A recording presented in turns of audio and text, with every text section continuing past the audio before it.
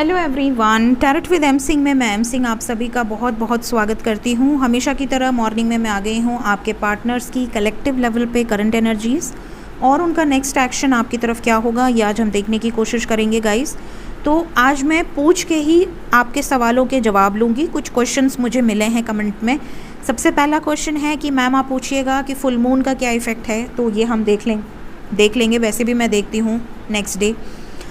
Second, आप में से कई लोग जानना चाहते हैं कि क्या मेरे पर्सन मुझसे बात करना चाहते हैं, क्या उन्हें मेरी याद आती है, तो ये भी मैं पूछ लूँगी। थर्ड, आप में से कुछ लोग ये पूछना चाहते हैं कि क्या वो थर्ड पार्टी के साथ खुश हैं या दुखी हैं। इसकी रीडिंग मैं थर्ड पार्टी वाले में करती हूँ एवरी सैटरडे। अगर आपने नहीं देखी है तो थर्ड पार्टी की प्लेलिस्ट में जाइए और रीडिंग देखिए। फ़िलहाल आपने पूछा है तो मैं यहाँ पर भी पूछने की कोशिश करूँगी।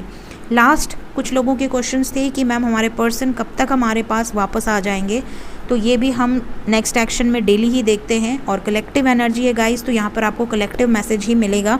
अगर आपको अपने लिए पर्सनली जानना है कि आपके पर्टिकुलर पर्सन कब तक आ जाएंगे तो आप उसके लिए पर्सनल रीडिंग ले सकते हैं। मंडे की रीडिंग में मेरा नंबर आता है गाइस। पूरे हफ्ते में मैं सिर्फ एक दिन नंबर देती हूँ, उसके बाद मैं बुक हो जाती हूँ पूरे हफ्ते के लिए।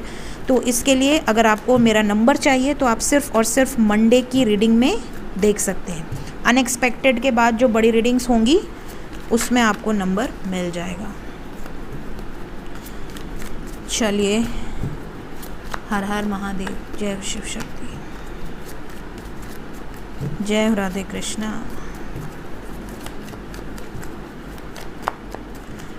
कई लोग मुझसे पूछते हैं कि मैम सावन में आप क्या करते हो। सावन में कुछ नहीं, मैं तो हर रोज़ ही महादेव को उतना ही पूजती हूँ जितना सावन में पूजती हूँ। हाँ, सावन में इतना ज़रूर चेंज होता है कि मैं एवरी मंडे चरणामृत बनाती हूँ और चरणामृत बनाकर भगवान को उसमें स्नान कराकर और वही चरणामृत हम लोग पीते हैं। और हर मंडे, जितने भी मंडे हों, जैसे इस बार 8 मंडे है, इसके पहले 4 मंडे हुआ करते थे, तो सोमवार के दिन हम पूरे पंचामृत से चरणामृत बनाते हैं और उसके बाद उनसे शिवलिंग जो मैंने रखा हुआ है उसका स्नान कराते हैं और चरणामृत से ही लड्डू गोपाल को भी स्नान कराते हैं और वही चरणामृत हम लोग पीते हैं। तो ये होता है। और बाकी जो पूजा पाठ है वो तो मेरी हमेशा की तरह रहती है, क्योंकि मैं रोज़ जल चढ़ाती हूँ। तो मेरे लिए सावन भी और बाकी दिन भी मेरे लिए हर दिन महादेव का ही है। तो जब तक ज़िंदा रहूँगी, जब तक मेरे हाथ पैर सलामत हैं, तब तक मैं महादेव के लिए जितना मैं अपनी भक्ति में लीन रह सकती हूँ, मैं पूरी कोशिश करती हूँ कि मैं अपने काम, क्योंकि भाई मेरा काम भी है और महादेव ने कहा है कर्म करते रहो, कर्म ही पूजा है। तो कर्म करते हुए जितना मैं कर सकती हूँ भक्ति अपनी, वो मैं करती रहती हूँ और मेरा हर समय महादेव में ही जाता है। तो सावन हो जाए, कुछ भी आ जाए, मेरे लिए सब कुछ वही है, रोज़ वाला ही है सिस्टम। मतलब मैं चाहे मदर्स डे हो, फादर्स डे हो, सिस्टर्स डे हो, ब्रदर्स डे हो, कोई भी डे हो, मेरे लिए सब लोग हमेशा उतने इम्पोर्टेंट रहते हैं। तो मैं ये सब मानती नहीं हूँ कि brothers day, sisters day, fathers day, mothers day. कई लोग बोलते भी हैं कि मैम आप पोस्ट नहीं करते हो फादर मदर कुछ भी। नहीं यार, मैं नहीं करती, क्योंकि मेरे लिए ये सब फिरंगी कल्चर है और मैं फिरंगी कल्चर नहीं मानती हूँ। हमारे यहाँ हर रोज़ माता पिता से ही शुरू होता है और हर रोज़ माता पिता पे ही ख़त्म होता है। वो कल्चर उनका है जो हफ्ते में, 10 दिन में या महीने भर में या साल भर में एक बार मिलने आते हैं अपने माता पिता को, एक बार फ़ोटो वोटो खिंचा लिया, केक वेक काट लिया। तो हमारे यहाँ तो भाई बनारस में ये कल्चर नहीं है। हम लोग, वैसे सबके यहाँ ही नहीं होगा, लेकिन सब लोग मनाते हैं, मैं नहीं मनाती हूँ। मेरे लिए सावन बहुत इम्पॉर्टेंट है, बहुत प्रेशियस है। और सावन के दिन अगर मैं कुछ स्पेशल करती हूँ सावन के महीने में, तो मैं बस इतना करती हूँ कि मैं सोमवार को चरणामृत बनाती हूँ, अपने हाथों से चरणामृत बनाती हूँ और उसमें स्नान कराकर वही चरणामृत हम लोग पीते हैं। बाकी दिन जो भोग प्रसाद चढ़ता है वही चढ़ता है। बेलपत्र, पूजा पाठ के जो भी सामान है, जो भी सामग्री है, मैं ज़्यादा विधि उधि नहीं मानती हूँ गाइस। जो मेरे पुराने क्लाइंट्स हैं, जो मेरे पुराने व्यूअर्स हैं, सबको पता है कि मैं कोई लॉजिक भगवान के साथ यूज़ नहीं करती हूँ। मेरे लिए वो मेरे माता पिता हैं और मैं उनको वैसे ही ट्रीट करती हूँ जैसे मैं अपने मम्मी पापा को ट्रीट करती हूँ। मैं उनसे झगड़ती भी हूँ, लड़ती भी हूँ, ज़िद भी करती हूँ, रोती भी हूँ, हंसती भी हूँ, सब करती हूँ। और वो सब सुनते भी हैं, सब पे रिएक्शन भी देते हैं, कई बार डांटते भी हैं, तो सब चलता है। तो मेरा लॉजिक बिल्कुल डिफरेंट है। तो कुछ लोगों ने मुझसे पूछा था मैसेज करके, मुझे याद आया तो मैंने सोचा आज ही बता देती हूँ, क्योंकि आज सावन शुरुआत है। तो अभी बता दूँगी तो आप लोग भी शायद भगवान के साथ लॉजिक ना यूज़ करें किसी भी मंदिर पे जाने पे, किसी भी दिन कितनी भी पूजा पाठ करने के बाद भी मेरी कोई इच्छा नहीं रहती प्रभु से, कोई भी इच्छा नहीं रखती। मैं कभी कुछ नहीं मांगती हूँ, क्योंकि मुझे पता है कि मांगने से कुछ नहीं मिलेगा। जो कर्म है वो भोगना पड़ेगा। और अगर हमारे कर्म अच्छे हैं तो जब हम खतरे में होंगे, जब हमारे ऊपर कोई मुसीबत आएगी तो प्रभु साथ हैं, तो उसको मैं प्रसाद समझ के ही ग्रहण करती हूँ। अच्छे दिन को भी ग्रहण करती हूँ, बुरे दिन को भी ग्रहण करती हूँ, क्योंकि जो कुछ भी होता है वो कर्मों का फल होता है। और महादेव हैं साथ में, तो वो खुद ही प्रोटेक्ट करते हैं। वो खुद ही, कई बार ऐसी चीज़ें हो चुकी हैं मेरे साथ। मैं अपनी मिस्टिक सीरीज़ जब बनाऊंगी भगवान के साथ, जो मेरे एक्सपीरियंसेस हैं, तो आप उसमें देखेंगे। कुछ लोगों को बिलीव होगा, कुछ लोगों को हो सकता है बिलीव ना भी हो, ठीक है। इसलिए बनाने से पहले मैं बहुत सोच विचार करती हूँ कि मैं डालूँ भी या नहीं डालूँ। कई बार मेरा मन करता है डालूँ, फिर मुझे लगता है लोग क्या सोचेंगे, लोगों को लगेगा कि अरे कुछ भी बोलती है। तो बहुत मेरे लिए वो सब बहुत प्रेशियस है, बहुत स्पेशल है, इसलिए मैं उस पर कुछ सुनना पसंद नहीं करूँगी। तो इसलिए मैं बहुत, कई लोग बोल रहे हैं मैम आप डाले नहीं यार, मेरी हिम्मत ही नहीं होती ये सब शेयर करने की। मुझे ऐसा लगता है कि बस जो है सो है, जस्ट अपने तक रखो, अपने को पता है। बाकी दुनिया को बिलीव हो, दुनिया कुछ भी बोले, मुझे फ़र्क नहीं पड़ता दुनिया क्या बोलती है, बट सिर्फ इसलिए कि मतलब मेरी जो भगवान के साथ एक्सपीरियंसेस हैं, मेरे प्रभु को कुछ कोई बोले तो मुझे नहीं बर्दाश्त होगा, है ना। तो आज मैंने बहुत ज़्यादा लेक्चर दे दिया। कितने मिनट? 6 मिनट। बट काफ़ी लोग पूछ रहे थे, मतलब मेरे व्हाट्सएप पे बहुत सारे मैसेजेस आते हैं कि मैम क्या करें, ऐसे टाइम पे कैसे मेडिटेशन करें, या मेडिटेशन की क्या टेक्निक्स हैं, इनर वर्क कैसे करें, और सावन में कैसे क्या करना चाहिए। तो गाइज़, कोई भी लॉजिक आप महादेव के साथ यूज़ मत करिए। आपके पास जो है, जितना है, प्रसन्न रहिए, खुश रहिए, गरीबों की मदद करिए, गरीबों की सेवा कीजिए। आपके दर से कोई भूखा ना जाए। अगर आप कहीं जा रहे हैं, मंदिर मस्जिद कहीं भी जा रहे हैं, अगर आपको ऐसा लग रहा है कि कोई नीडी है, देखिए जिनके पास हाथ पैर सलामत है उनको तो मैं कभी दान नहीं देती हूँ। जो मेहनत करके कमा सकते हैं उनको मैं कभी दान नहीं देती हूँ। मैं उनको बोलती हूँ भाई कर्म करो, है ना। हाँ, जिनके लाइफ में ऐसा देख के आपको लग रहा है कि इनको नीड है, उनकी मदद कीजिए। अपने पैसे को सिर्फ इसलिए मत दान कर दीजिए कि वो गरीब है और वो बैठा है। नो, अगर उसके पास हाथ पैर है, अगर वो चल सकता है, बोल सकता है, तो उसका फ़र्ज़ है कि वो काम करके कमाए, है ना। अगर वो काम करके नहीं कमा सकता, बहुत ज़्यादा बुज़ुर्ग है या बहुत ज़्यादा उसके कोई प्रॉब्लम दिख रही है आपको, तब आप उसकी मदद कीजिए। तो मैं हमेशा यही प्रेफर करती हूँ, हमेशा आपको भी यही कहूँगी कि ऐसे ही किया कीजिए, वहाँ दान कीजिए जहाँ नीड है। So let's begin today's reading guys. Her her Mahadev. Please guide करें एंजल्स। मेरे व्यूवर्स जानना चाहते हैं कि उनके पर्सन अगर दूर हैं, अगर सेपरेशन में हैं, तो उनकी फीलिंग्स में क्या आपके लिए प्यार है, क्या इमोशंस हैं, क्या वो आपको मिस करते हैं जैसे आप उन्हें मिस करते हैं, आप उनके लिए सोचते हैं, क्या वो भी आपके लिए सोचते हैं। 3 of swords, 5 of swords, wheel of fortune, 5 of wands, the lovers, 7 of cups, king of cups।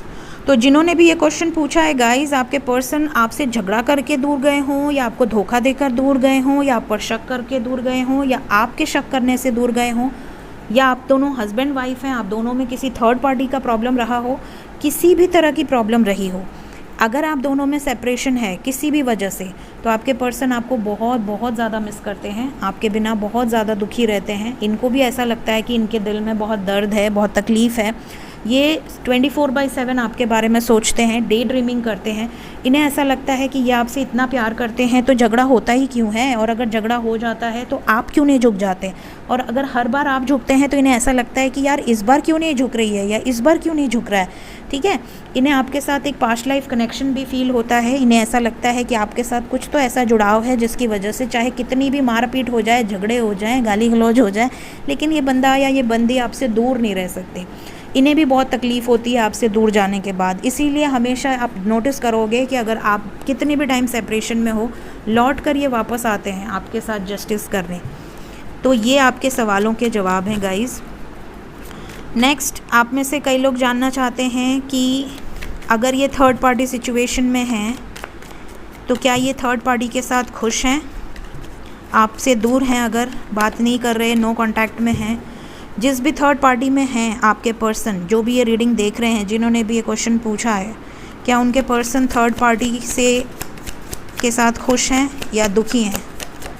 क्या आपके पर्सन थर्ड पार्टी के साथ हैप्पी हैं या दुखी हैं, परेशान हैं? वेट कर रहे हैं उस थर्ड पार्टी से बाहर निकलने के लिए। थर्ड पार्टी के साथ इनका पास्ट लाइफ कार्मिक अकाउंट हो सकता है। बहुत ज़्यादा हैप्पी तो नज़र नहीं आ रहे हैं। क्या वेट कर रहे हैं एंजल्स, किस चीज़ का वेट कर रहे हैं आपके पर्सन? स्टैंड लेना चाहते हैं ताकि ये थर्ड पार्टी से बाहर आ सकें। यहाँ पर आपके साथ कम्युनिकेट करना चाहते हैं, आपकी तरफ लौट कर वापस आना चाहते हैं। यहाँ पर न्यू बिगनिंग की वाइब्रेशन है, because we have got double 1, new beginning की एनर्जी है। तो अगर ये किसी भी सिचुएशन में है, किसी के भी साथ हैं, ये एक नई शुरुआत करना चाहते हैं। थर्ड पार्टी से ब्रेकअप करके प्लानिंग के साथ ये एक नई शुरुआत करना चाहते हैं। ज़्यादातर लोगों के लाइफ में जो थर्ड पार्टी है वो बहुत डोमिनेटिंग है, बहुत ज़्यादा कंट्रोलिंग है। आपके पर्सन थर्ड पार्टी में रहते हुए भी बहुत ज़्यादा अकेला फील करती हैं या करते हैं। टॉर्चर बहुत ज़्यादा है इनके लाइफ में, टॉक्सिक सिचुएशन है, जहाँ भी हैं बहुत टॉक्सिक सिचुएशन है। तो ये बिल्कुल भी खुश नहीं है गाइस, जिस भी थर्ड पार्टी के साथ हैं वहाँ पर बिल्कुल भी खुश नहीं है। प्लीज़ गाइड करें एंजल्स। अगर नो कांटेक्ट में हैं आप में से काफ़ी लोग जिनके पर्सन का अभी तक कॉल मैसेज नहीं आया है, क्या आपके पर्सन वापस आना चाहते हैं? क्या कॉल मैसेज करना चाहते हैं? क्या कॉल मैसेज करेंगे?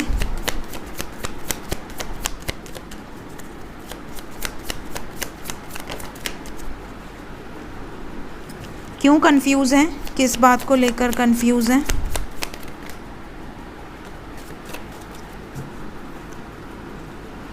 इनके लाइफ में कुछ बैगेजेस हैं, कार्मिक सिचुएशंस हैं कुछ, जिनके वजह से ये आपसे बात नहीं कर पा रहे हैं। अपने ही कर्म की सज़ा भुगत रहे हैं आप दोनों। या तो आपने इनको पास्ट लाइफ में कुछ हर्ट किया है, सफरिंग दी है, या तो इन्होंने अपने लाइफ में कुछ ऐसे कर्म करे हैं जिसकी वजह से आपसे दूर हैं। लेकिन आने वाले समय में चीज़ें बैलेंस होंगी और आने वाले समय में ये वापस भी आएंगे।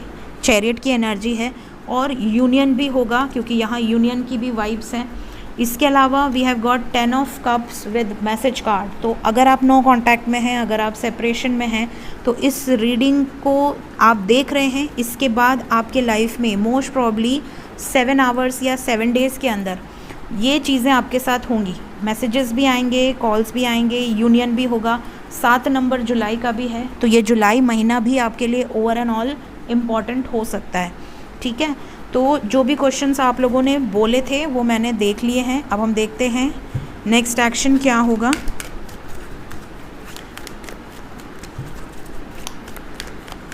आपकी तरफ आपके पर्सन का इमीडिएट एक्शन क्या हो सकता है। देखिए, मैंने कहा ना 7 नंबर आया है, ये कार्ड लेने के पहले ही बोला था मैंने, and we have got the 7 number. So 7 is the energy and we have got sun energy. तो 7 दिन के अंदर या जुलाई महीने के अंदर बड़े से बड़ा सेपरेशन एंड होगा। अगर आप बहुत टाइम से सेपरेशन में हैं तो वो सेपरेशन भी एंड होगा। पॉजिटिव एक्शन होगा आपकी तरफ, किसी स्टक सिचुएशन से बाहर निकलेंगे आपके पर्सन। यहाँ पर न्यू बिगनिंग की वाइब्रेशन बहुत स्ट्रॉन्ग है। वी हैव गॉट 1-1 एनर्जी, 1177, 711, ये नंबर आपको बहुत ज़्यादा दिख सकते हैं। 19 नंबर की वाइब्रेशन बहुत ज़्यादा है। कुछ लोगों को 13 बहुत ज़्यादा नज़र आएगा। 8 की वाइब्रेशन बहुत ज़्यादा नज़र आएगी। Yes, bottom of the deck is also 8। ठीक है, तो आप में से बहुत सारे लोगों के पर्सन इमीडिएट एक्शन में प्लान कर रहे हैं फॉर अ न्यू बिगनिंग, और जिनकी वजह से सैक्रिफाइस कर रहे थे आपको या कर रही थी, वहाँ से मूव ऑन करने की एनर्जी है। कुछ पावरफुल डिसीजंस होंगे। न्यू बिगनिंग का कार्ड क्यों आया है? क्या स्टेबल कमिटमेंट मिलेगी? कुछ कार्ड्स आना चाह रहे हैं यहाँ से, और एक कार्ड पहले से आया हुआ है। जी बिल्कुल, यहाँ पर जो वाइब्रेशन है उसके अकॉर्डिंग कुछ साइकिल्स एंड होंगी, बहुत सारे लोगों को 919 भी नज़र आ रहा होगा। कुछ साइकिल्स एंड होंगी बिकॉज द वर्ड के साथ 9 नंबर आया है।